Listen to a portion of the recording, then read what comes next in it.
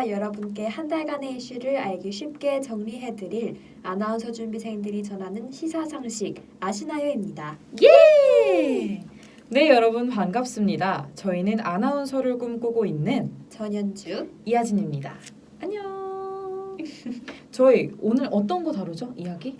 오늘 굉장히 아주 네. 핫해요. 핫하죠. 핫하고 1편보다 굉장히 자세하고 길게 맞아요. 친절하게 다뤄줄 예정입니다. 그렇죠. 여러분들께서 이제 저번에 저희가 헤드라인처럼 이렇게 쫙 이런 게 있다라고 보여드렸다면 이번부터는 저희가 구성을 조금 새롭게 해서 여러분들께 더욱더 알기 쉽게 풀어서 전달해드리고 그리고 저희가 특별편을 따로 제작을 해서 조금 더 깊게 다뤄봐야 될 문제나 사건들에 대해서 저희가 조금 더 이렇게 파헤쳐보는 시간을 갖도록 하려고 하고 있습니다. 네, 그럼 출발해볼까요? 좋아요. 네. 먼저 정치 분야 이슈입니다.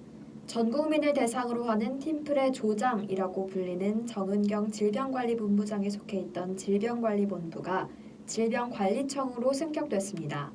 질병관리본부는 전염병을 연구하고 대응하는 곳으로 본래는 국립보건원이었다가 2003년 사스가 유행하면서 질병관리본부가 되었습니다.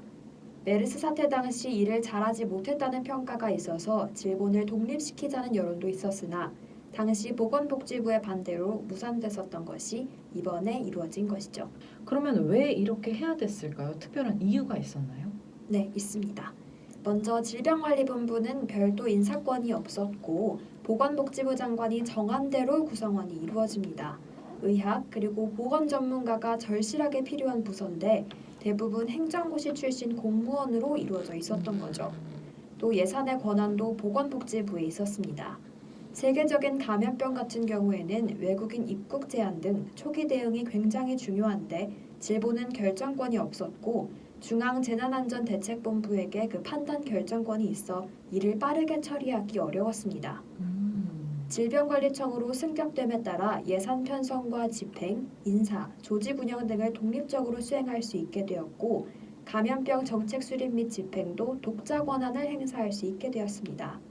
복지부로 이관 추진 중이던 질병관리본부 산하 국립보건연구원은 질병관리청에 그대로 남습니다. 질병관리청의 승격에 따라 복지부는 복수차관 제도가 도입돼 제1차관은 기획조정 및 복지 분야를, 2차관은 보건 분야를 다루게 됩니다. 다음 이슈입니다. 정치나 사무적인 측면에서 핵심적인 역할을 하는 도시를 행정도시라고 일컫는데요. 자, 연주 씨, 우리나라 국회의사당 어디 있죠? 서울이요. 그쵸. 그렇다면 청와대는 어디에 있죠? 서울이요. 네, 맞습니다. 그렇다면 진짜 문제입니다. 우리 청취자 여러분들도 한번 풀어주세요. 그렇다면 우리나라의 행정수도는 어디일까요? 서울이요. 정답입니다. 바로 우리나라의 행정수도는 서울입니다. 지난 7월 20일 김태년 더불어민주당 원내대표는 국토의 균형적인 발전과 부동산 시장 안정화를 명목으로 행정수도 이전 카드를 꺼내들었습니다. 그러니까 수도권으로 과도하게 밀집되는 수도권 과밀화가 지방 소멸을 초래할 것이라는 우려를 표하면서 이 행정수도를 옮김으로써 서울 그리고 수도권 과밀과 부동산 문제를 해결할 수 있다고 주장한 것이죠. 당대표 선거에 출마했던 이낙연 민주당 의원 역시 국회와 청와대 전부를 이전하는 것이 행정수도의 완성이라며 거들었고요. 문재인 대통령 역시 우리 연주 씨께서 이따 한국판 뉴딜 설명해 주시지 않나요? 맞아요. 그렇죠. 요즘 굉장히 핫하잖아요. 그럼요. 그렇죠.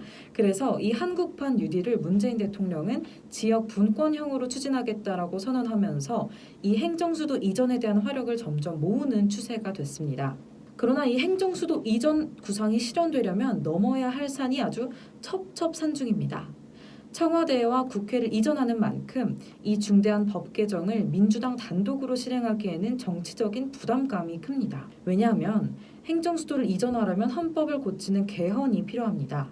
그런데 이 개헌안이 가결, 그러니까 통과되려면 재적의원의 3분의 2 이상의 찬성을 얻어야 하기 때문입니다.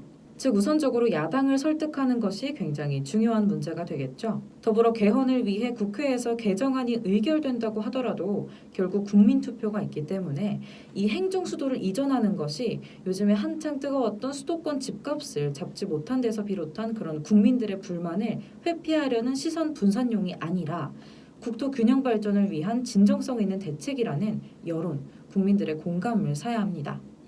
벌써부터 굉장히 어려운 길로 보이지 않나요? 맞아요. 어려워 보여요. 그쵸. 진짜 첩첩산중인데요. 실제로 이 행정수도 이전로는 노무현 전 대통령의 수건 사업이었습니다. 풀지 못한 그런 사업이었던 거죠. 당시 참여정부는 2003년 신행정수도의 건설을 위한 특별조치법을 마련했지만 2004년 헌법재판소는 해당 법률을 관습헌법에 위반한다는 판결을 내려서 실현되지 못했습니다. 관습헌법. 혹시 연주 씨 관습헌법 들어보셨나요? 실제로 명시되어 있진 않지만 오! 관습처럼 내려와서 법처럼 여겨지는 건가요? 어? 아니 어떻게 이렇게 저 지금 약간 당황했어요. 제가 할 말이 없습니다. 여러분 아셨죠? 넘어갈까요? 그래도 한번 준비해주세요. 네, 장난이고 진짜 완벽한 설명이었어요. 이 관습헌법이라는 것은요, 관습적으로 지켜온 헌법이라는 뜻인데요. 연주 씨께서 말씀하신 것처럼 헌법에 적혀 있지 않더라도 헌법의 일부로서 헌법재판소의 판단 기준이 될 수 있다는 겁니다. 그러니까 행정수도 이전이 관습헌법에 위반된다는 말은 이거죠. 우리나라의 수도는 서울이다. 라는 것이 헌법에 명시되어 있지 않더라도 전통적으로 존재해온 우리나라의 헌법적인 관습이기 때문에 판결에 영향을 미칠 수 있고 그리고 헌법의 일부이기 때문에 수도를 옮기려면 애초에 헌법 자체를 개정해야 된다. 즉 이 헌법 개정 절차를 밟아야 된다며 실현되지 못했던 것이죠. 그리고 그 후로부터 16년 후인 지금 다시 되돌된 이 행정수도 이전 문제 앞으로의 진행 방향을 잘 지켜봐야겠습니다. 저희가 오늘 준비한 이슈는 여기까지입니다. 저희 아시나요는 앱스토어 팟캐스트와 팟빵에서 만나보실 수 있습니다. 또 여러분과 더 가깝게 소통하기 위해서 인스타와 유튜브 채널로도 함께하고 있으니까요. 많은 관심 부탁드립니다. 그럼 다음 달에 만나요. 안녕!